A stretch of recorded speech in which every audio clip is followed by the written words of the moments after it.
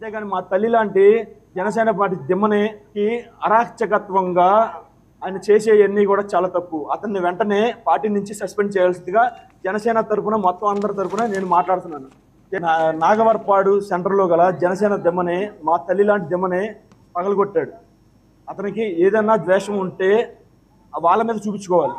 అంతేగాని మా తల్లి లాంటి జనసేన పార్టీ దిమ్మనికి అరాచకత్వంగా ఆయన చేసేవన్నీ కూడా చాలా తప్పు. అతన్ని వెంటనే పార్టీ నుంచి సస్పెండ్ చేయాల్సిందిగా జనసేన తరఫున మొత్తం అందరి తరఫున నేను మాట్లాడుతున్నాను. ఓకే, ఏంటి కిరణ్, టీడీపీ వాళ్ళు ఏదో జనసేన దిమ్మని బద్దలు కొట్టారట, ఏం జరుగుతుంది సార్? అది చాలా సెన్సిటివ్ ఇష్యూ సార్. టీడీపీ మొత్తానికి ఆపాదించే కన్నా కూడా అక్కడ ఒక ఎవరైతే లోకల్ లీడర్ ఉన్నాడో దారం నరసింహారావు అనుకుంటా అతని పేరు, అతను రీసెంట్గా ఎలక్షన్ ముందు వైఎస్ఆర్సీపీ నుంచి టీడీపీలోకి వచ్చిన వ్యక్తి.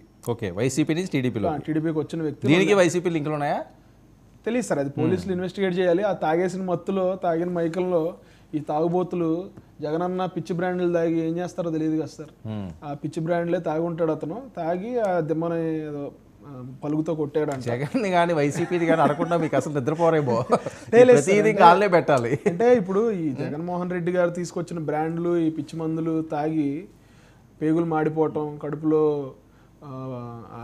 ఇన్ఫెక్షన్ కాదు మీరు అన్నట్టు ఇది సెన్సిటివ్ ఇష్యూ కదా. సెన్సిటివ్ సార్, అందుకే నేనేమంటా ఉన్నానంటే ఇది టీడీపీకి ఆపాదించే కన్నా కూడా అదొక వ్యక్తిగతమైన అతను తాగేసిన మైకంలో చేసిన విషయంగా మేము అనుకుంటా ఉన్నాం. ఖచ్చితంగా ఈ ఇష్యూని ఆ లోకల్ స్థానిక ఎమ్మెల్యే గారికి వెనుగల రాము గారి దృష్టికి కూడా తీసుకెళ్లడం జరిగింది. ఖచ్చితంగా ఆయన అవుట్ ఆఫ్ స్టేషన్ ఉన్నారు. ఆయన రాగానే ఎవరైతే ఆ కార్యక్రమం చేశాడో అతని మీద యాక్షన్ తీసుకుంటామని చెప్పారు.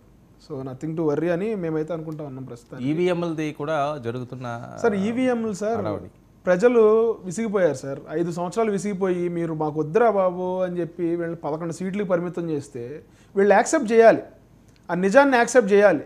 ఆ నిజాన్ని యాక్సెప్ట్ చేయలేకపోతే వీళ్ళకి వచ్చిన 40% ఓటు కూడా తప్పు అని చెప్పి వీళ్ళు దాన్నైనా యాక్సెప్ట్ చేయాలి.